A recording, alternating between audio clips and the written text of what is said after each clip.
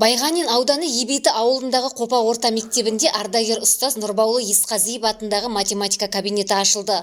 Салтанатты шараға облыс, аудан орталығынан келген қонақтар мен ауыл жұртшылығы қатысты.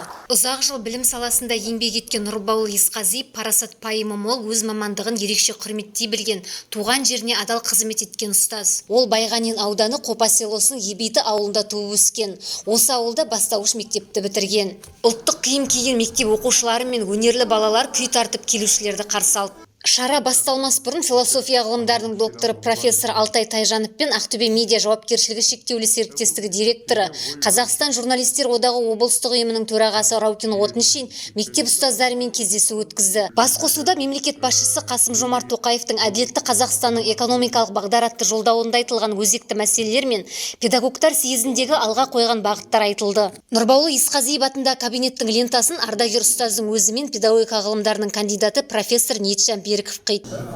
Құтты болсын.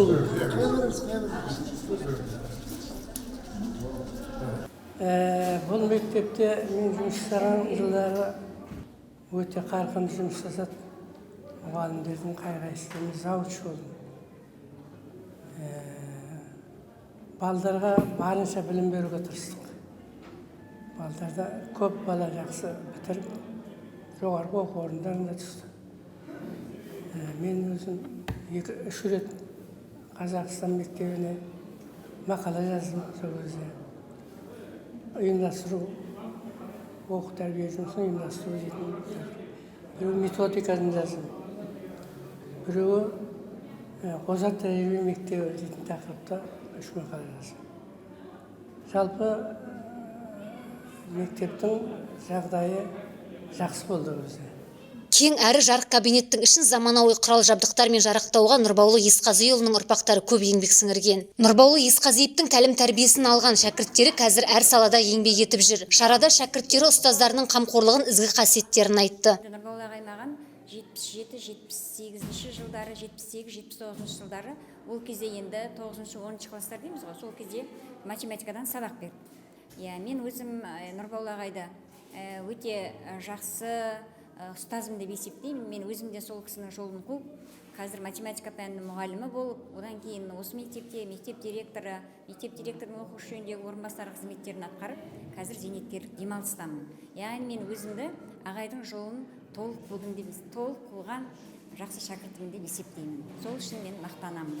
Ол кісі өте биязы, бізге ең қатты ұрсатын сөзі 5-10 жылдан кейін бір-біріңізді көре қалыңыздар дейтін. Сол бізге ол кісінің ұрысқан болып есептелетін. Салтанатты шара мектептің акт залында жалғасты. Облыс орталығынан келген қонақтар ыстық лебіздерін білдірді. Сондай-ақ Раукин Отыншин Нұрбаулы Есқазиевұлына елеулі еңбегі үшін медалін және құрметті ардагер төсбелгісі мен облыс әкімдігінің құттықтау хатын тапсырды. Еңбегімен ел құрметіне бөленген бір топ ардагер де назардан тыс қалмады.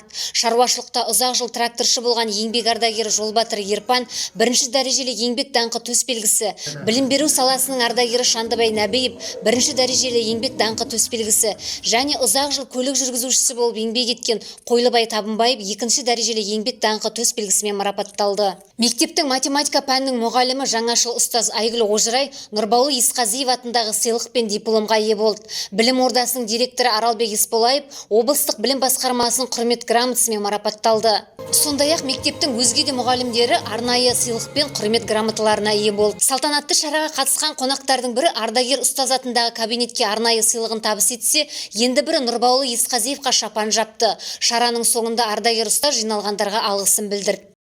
Жиын соңында өнерлі оқушылар ән айтып, күй тартып, қонақтарға ерекше көңіл күй сыйлады. Ақтөбе медиа YouTube арнасы, Кәмшат Сексенбайқызы, Аян Аманғали.